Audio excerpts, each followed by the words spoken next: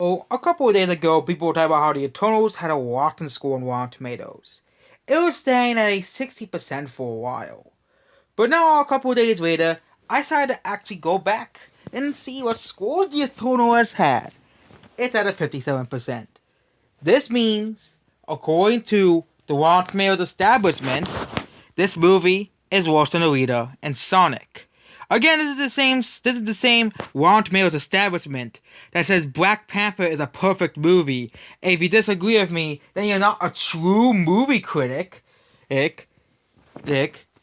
And it seems that not even the wokeness of the Eternals cannot even save it, because critics, of course, praise woke movies like Charlie's Angels.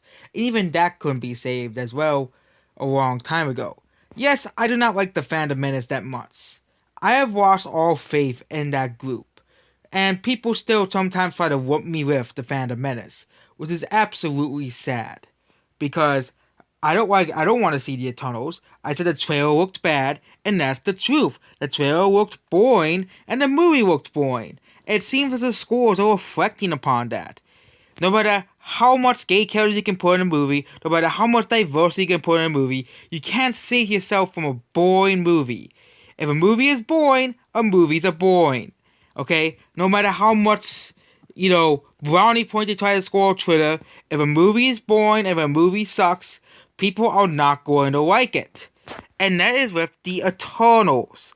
Marvel's biggest failure yet. Okay? And the only other Marvel movie to really lose money, the only real Marvel flop, was The Incredible Hulk. All the way back in 2008. Which definitely made its money because of its ties to the rest of the MCU. Same thing with the film Black Widow, which is constantly reminded by us by the Phantom Menace that movie was a flop.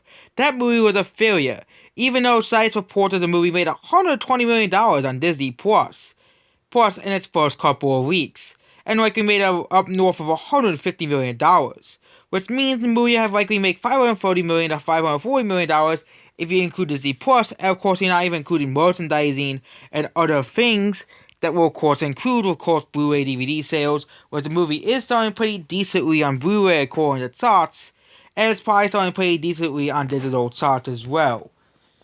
But yep, the Eternals is not going to be saved by Disney Plus. No amount of Disney Plus is going to save the fucking Eternals from fucking flopping. No amount of, OMZ, it's on Disney Plus though. Yeah, it's not even on Disney Plus. It is not even on it. And no matter how many times Twitter will try to save the Eternals, this movie will likely underperform the box office. And it will likely have abysmal legs. Superhero films in this year have had abysmal legs. Even movies like Venom Let There Be Carnage, which was praised by the Phantom Menace, even that movie had abysmal legs.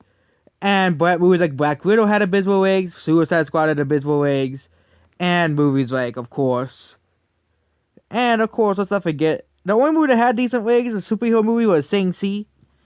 And everybody liked Shang-Chi. Everybody unanimously agreed that movie was a good movie, even the critics. But the Eternals, yeah, no one gives a fuck about the Eternals.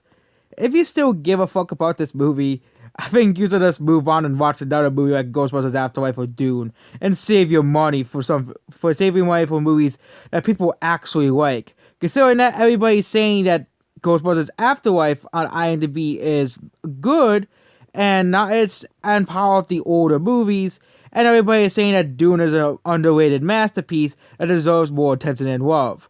Why would you watch this movie over those two movies? This makes no sense, and the Eternals will likely lose money for Marvel. And that's basically about this video. Goodbye.